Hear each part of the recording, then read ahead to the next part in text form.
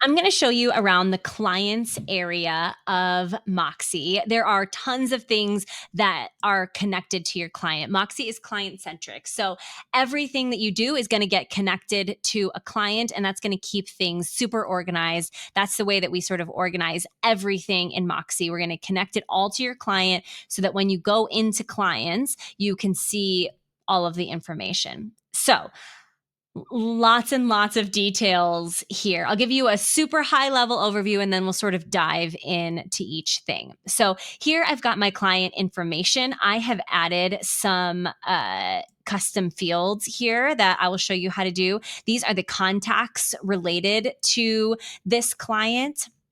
I can attach files here. So if you do anything outside of Moxie or you have like an old contract before you started with Moxie, this would be a great place to keep that because it's, again, all attached here to your client file. You get some insights here. You can see the hours that you've worked for this client. You can see the payments that they've sent, and you have your projects here as well. So you can see your completed projects. You can dive into these projects with little notes on here's a quick overview on where each of those projects is at as far as the tasks and their status.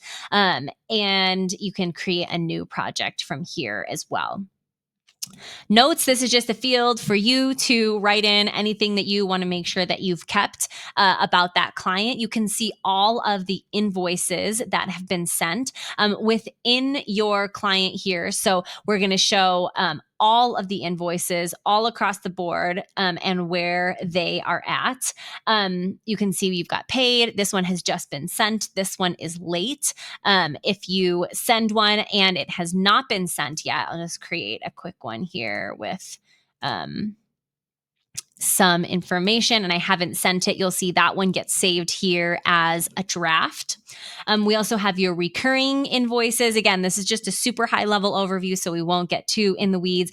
As you have questions, you can always use our knowledge base. The question mark is in the lower right corner, and you can check out our knowledge base, search it, and find information that you need, including other videos about how to do other things in the Moxie app.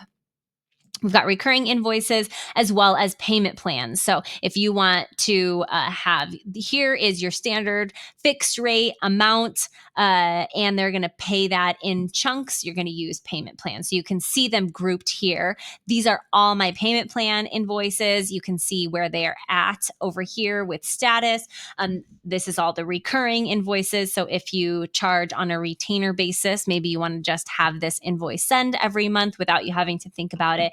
And then this combines the two where you can see kind of each invoice individually that's been sent. We, of course, encourage you to collect deposits. This is the way deposit invoices show up. The way that a deposit works that's different from a payment plan, this would be they're going to make a deposit on whatever it is you are working on with this client, and then you could apply that deposit to another invoice if you would like. It's kind of 6 of one, half a dozen the other. They work very similarly to payment plans. But if your clients are used to paying and then being credited that deposit on an invoice, that's the way you could do that. This is your inbox. This is your client-focused inbox. So here, if you remember, we've got these contacts listed here. Any email that comes in from this known email address is going to show up in this box. So if you are like, no, I am time boxing, here's where I'm going to spend my time today, you could stay in your just to this email. Or if you're on the phone with a client and they're like, oh, I referenced this thing, you can always check your inbox here. Another way that you could check something really quickly if a client is like, hey, we talked about that thing, and you're like, oh man, I can't remember that. You can hit your command or control, depending on which kind of computer you have. I've got a PC, so I'll hit Control K and it brings up this universal search. So I could search for anything in my emails, a feature that I want to use. Command K or Control K is absolutely amazing. Okay. These are your tickets. So if you want to use your ticketing system with your clients, they will all be here as well. This is just this client's tickets. You can also view all your tickets here on the left if you were just kind of working through all clients.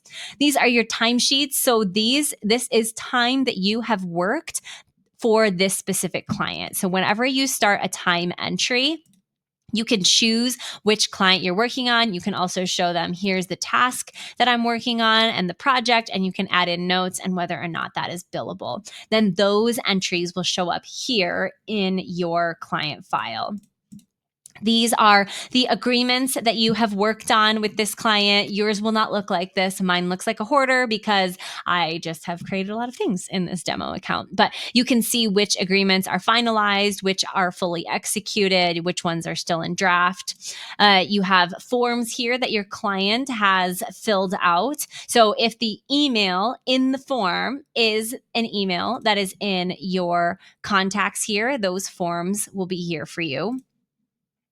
This is meetings that have been scheduled. Again, same thing. If that email is here in your contacts, we are going to try to associate that meeting with this client.